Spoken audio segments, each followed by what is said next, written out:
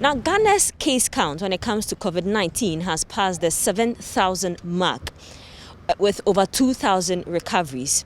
However, there are still some active cases, and some of these persons are in treatment centers. One of such centers we have come to today is at the El-Wak Sports Stadium.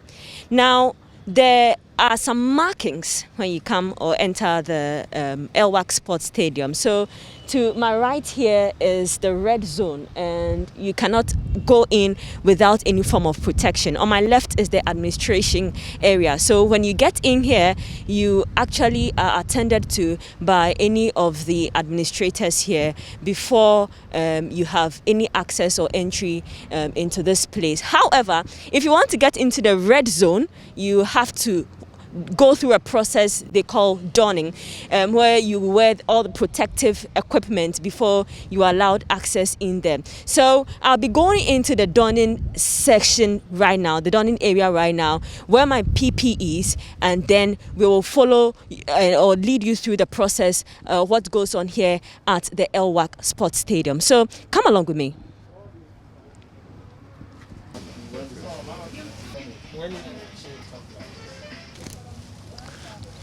So I'm done with the donning process. Woo! I must say that it's very, very uncomfortable in here. And I must say the health workers are really doing a pretty good job. So we'll be following the officers who will be taking us through the red zone where the patients are, and we'll be bringing you an update. So where I am currently is the donning area. This is still part of the green zone, but we are going through to the red zone where we'll see some patients. So come with us as we take you through this treatment facility here at El-Wak. I'm entering the restricted area now. I'll be met by two officers. As you can see, no entry without protection. I have my protection now, so I can safely enter the red zone, or the restricted area, as it is called here. Thank you so much for joining us on the Citi Newsroom. My name is Zoe Abu-Baidoo.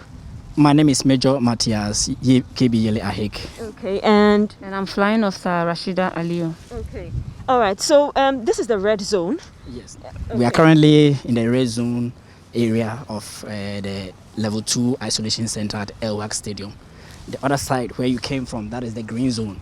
Now the color differentiation here means that green means it is safe. You can be in your normal clothing with minimal protection. But once you get into the red zone, you have to make sure you dress appropriately, just like you see yourself dressed up, and then just like you see us dressed up. So in the red zone, you have to be in the appropriate PPEs. Okay, so what I'm wearing, it actually feels uncomfortable. How long do you have to endure wearing the PPEs? How long will depend on what procedure is going to be done in the red zone. It will interest you to know, just within the week, we did our first surgery in this center. And it might even be the first surgery for a COVID patient in an isolation center. Maybe there are other cases, but for this particular center, it was our first surgery. And for such a surgery, it will take up to 2 hours, 3 hours, depending on what kind of procedure you are performing. So there's no specific time. There have been instances where staff will have to be in this for 4 hours, instances where you have to be in it for 2 hours, or as minimal as 30 minutes. If you don't mind, let's get in. From the ICU. We have a procedure we have to. Okay. So this is the ICU. So you are welcome to the ICU center, and this is where we keep patients that are in a critical situation and need extra attention or medical care. So currently, fortunately for us, we don't have so many patients at the ICU. That's a good information and good news for all of us. And then the only patient we have right now is the patient who had a surgery some few days ago. We were actually doing some radiological examinations on him, some post-operative x-rays. So this is the situation, this is what we have, and then we are just performing a procedure on him. Ahead of the ICU is the triaging area. Triaging means that that's where we receive the patient, do the needed evaluation, and then premised on that, we decide whether to send him to this particular ward or that particular ward. And at the moment, we have just 2 people at that general area. The triage area. The triage has been converted into a ward because of the numbers we are receiving. We are supposed to be a 24-bedder, but the numbers have increased and we have become 31. So we have to convert 1 or 2 facilities into wards. The lab right now is a ward. The triage area is a ward. So in order to accommodate the increasing numbers. So we are still in the ICU, and one patient just had to undergo a surgery. We will speak to him and find out how he's feeling, hopefully getting better. Major Yeli would take me through to him. Can I go there? You can have access. Okay, access to him. Hi. Hello. Good afternoon. Good afternoon. How are you feeling? I'm feeling okay. Dabena Obaha. Last week, Thursday, Last week Thursday. Na me hu say why surgery online. What happened to you then this year? minya accident. Obine be bomb come. And a minya accident. Na that time no na unim say when you COVID ni bi. Minim. Let me call police hospital. I said let me call. I said let me bra 37. Now results in the buy at Now what result no how did you feel? Minim say Edinburgh. I'm just say me di instructions na say me nim ndro no. Na say me follow rules na. Me because it ma ba omanya yaresa. Nti bibia bombo mu. Uni mo bia no ye positive uni ne ba into contact ana. There be say ya ni de unim de obi no any do nim bi. Unhu de obi na so do nim. Nti ube de hu. Ba unim obia ebia wadanfo bia na adwuma mu busani bia. There be busani bia nya bi. Nti obia so bia nya madafo banya bi da. Omo kaba me hu so bi sa anya bia madamfo either for me hu so bia nya bi. Okay. All right. So we'll not stress him too much because he has just undergone a surgery and his X-ray has been taken. So how long is it going to take him? When he recovers, what was the next process for him? I'm sure from here he'll be discharged to the main hospital. Okay. We might send him to the orthopedic ward for the bone to heal because it's a fracture and the surgery. I don't think he'll be discharged home. He might be sent to the hospital, to the orthopedic ward, to be managed for the other conditions aside the COVID. So we are waiting for the COVID to be negative. Then he might be discharged to the appropriate facility. But I'm sure it will be the hospital for further management. Yeah. Okay. All right. So it can move to the other. You can take a tour of the other areas. Okay. So where are we moving from? From the ICU. From the ICU, we have the theater where the surgery was performed at the other end of the ICU. And like I said, it's a level 2 hospital theater. So the equipment there and all the things that we need to perform a surgery is UN category level 2 hospital equipment. So we a female ward. So we converted it to a male ward, and we have males here. So you see female, but the males. Because of the high numbers of. Yes, males. Okay. All right. Can we come? Everyone in the night. Okay, so this is the male ward. It can take a maximum of 7 or 8. But we try to make sure there's space in between them so that they don't get too close to each other. And then we've tried our best to also make sure we put a television set so that at least to keep them happy. And then, social life is very critical. It builds up the psychological well-being of the person. So we try as much as possible to meet their needs. So perhaps I'll seize this opportunity to also appeal to corporate world, MTN, Vodafone, and all the telcos. You can come and give us internet connectivity, Wi-Fi service, so that while they are here, they can also have access to what is happening outside there. They shouldn't be too distant away from their relatives. So I'm sure if they have internet connectivity in camp, and as they are sitting down, they can watch TV, they can watch other information. Even with their phone, they can do a lot of things. People can even work whilst they are here. So when there's internet connectivity on their phone, they can even do businesses while they are still on admission. So it's an appeal to the corporate world, especially the telcos, to come in and assist us. This is still the Citi Newsroom, and we are in one of the meal wards here at the El-Wak Stadium, speaking to one patient here. How long have you been here? We came here since last Friday. Last Friday. How did you feel when you were told you had COVID? Oh, I felt normal because there's nothing serious. And I heard when you train and boost your immune system, you can. A lot of people have been here and they have recovered. So when I heard it, I wasn't scared of it. Okay.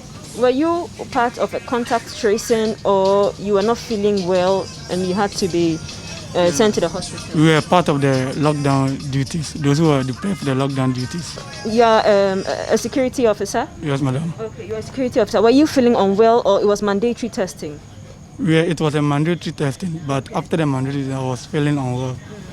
And how were you feeling? I was feeling feverish, sore throat, and a little bit headache. And so when you started having those symptoms, what was going through your mind? Oh, I even checked online the symptoms of coronavirus, and the way I see things, I thought it was the virus that I have been contacted. Okay, so you got to know after the mandatory testing. You didn't go to the hospital yourself, even though you were feeling the symptoms? Yeah. Okay, so you've been here since Friday. How will you say this place has been? Are you bored? Are you okay? I'm not bored. The place has been okay. We have been training on our own. Everything is okay. See, you made new friends? Yeah. Because I came here with my colleagues, so we have been chatting and talking normally. Okay, is there any appeal you would want to make, considering the fact that you were part of the security force, you saw people actually breaking the lockdown rules, moving out? What advice will you give to people out there? Well, the advice I'll give to people out there is everybody should stay in their house and follow the procedure protocol, wash their hands, use sanitizer and face masks, and that will help. All right, so thank you very much. That's one patient I was speaking to here. This is still the Citi Newsroom. We're going to where we'll be actually taking the mask off. Really hot in what I'm wearing. Yes.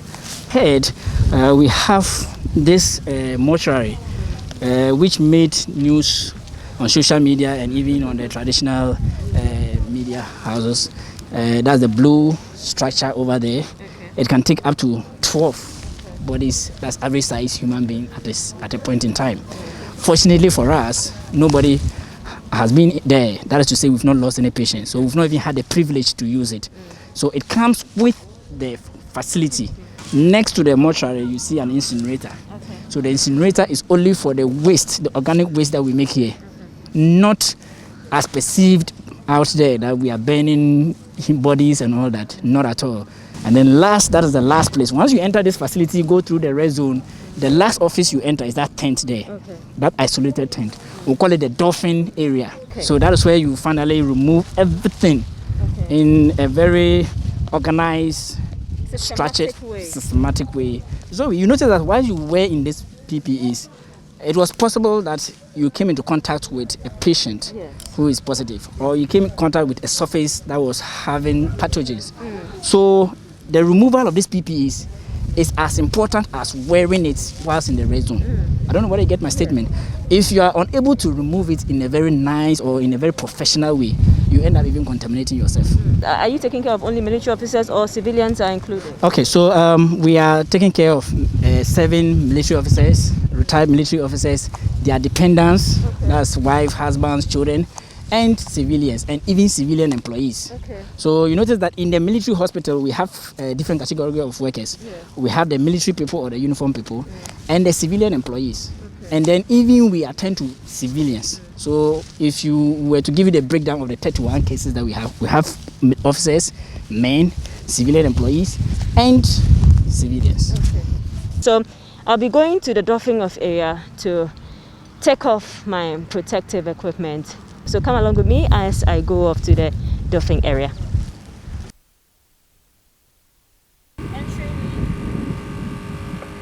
You're still watching the Citi Newsroom. So we've taken you through the El-Wak Treatment Center. It's now time to have an interaction with the commanding officer of the Treatment and Isolation Center here at El-Wak to tell us more about this place. Now, we know that there are issues when it comes to PPEs. Just take us to it so that when you are requesting for more PPEs, people are able to understand why there is so much need for the personal protective equipment. Exactly so. First of all, we get most of our supplies from the hospital, and then through medical directorate from high command. We are not under Ministry of Health, so we don't seem to benefit so much from what is allocated to Ministry of Health. And but so that is corporate yes, yes, that is our main source of supplies in terms of PPEs. Of course, we procure some as well, and but at the same time, the consumption rate is very high. Before you go in there to attend to a patient, minimum you have a team going there in the minimum of 3 times a day, and then as and when there's a need, that is when you are called upon to attend to a particular situation or that. And so you use between 20 and 30 PPEs in a day, and these are not reusable. You use to yours. Afterwards, you fold it and put it in the trash bin, and it's going to be incinerated. So, lastly, what your appeal to corporate entities who are watching someone may be attached to come and give to this institution or facility here? What will your appeal be? Yes, so naturally the military or the army tends to be low profile, and so for some time now we haven't heard much about us, but you can bear witness that we are doing a lot here, and we need the support of the public to keep up the influx of patients. Currently, some people have turned out negative, so they are due to be discharged.